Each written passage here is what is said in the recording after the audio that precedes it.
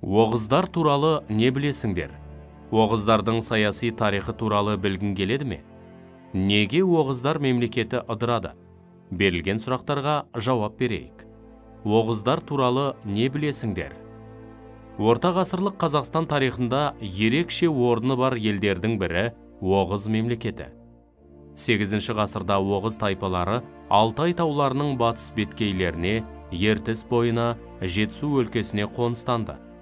Осы кезеңде алдымен Түргеш, кейіннен Қарлұқ тайпаларының күшеюіне байланысты Оғыздар батысқа жылжи бастады.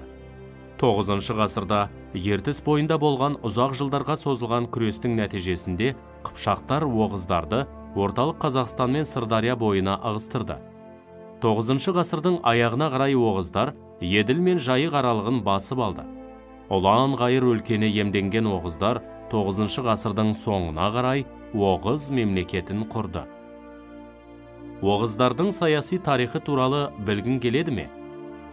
9 ғасырдың аяғынан 11 ғасырдың басына дейінгі уақытта Оғыздардың тайпалық бірлестігі қазіргі Сырдария бойынан Еділ өзеніне және Сібірге дейінгі аралықта мекен етті. Мемлекет астанасы Сыр бойындағы Янгикент, Жаңакент қаласы болды. Оғыздардың саяси бірлестігінің құрылуы ұзаққа созылған жаугершілік жағдайда өтті. Олар 965 жылы Киев Русімен одақтаса отырып, Хазар қағанатын талқандайды. Осы ғасырдың аяғына қарай Еділ бойындағы бұлғарларды жеңеді.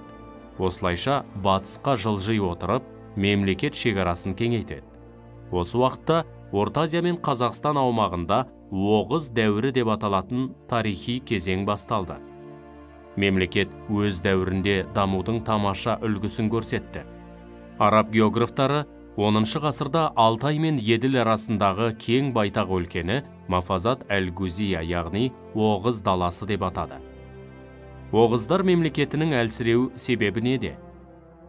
10 ғасырдың аяғына қарай Оғыз мемлекеті саяси жағынан әлсірей бастады. Мемлекеттің әлсіреуіне үздіксіз жүргізілген жаугершілік соғыстар мен халықтың мойнына салынған өте ауыр алым салықтар әсер етті.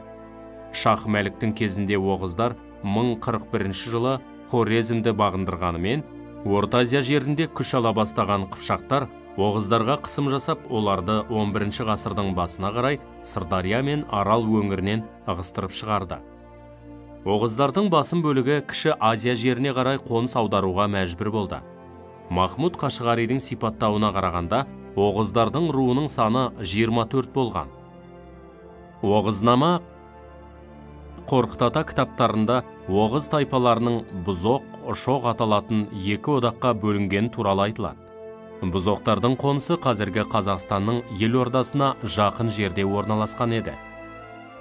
10 ғасырдағы географ Әл-Идрисидің айтуынша, Оғыз қалаларының көп болғаны сонша, олардың барлығы солтүстіктен шығысқа қарай созылып жатыр. Оғыздардың астанасы Янгикент, Жаңакент қаласының орны Сырдарияның сол жақ жағалауында әлі сақталған.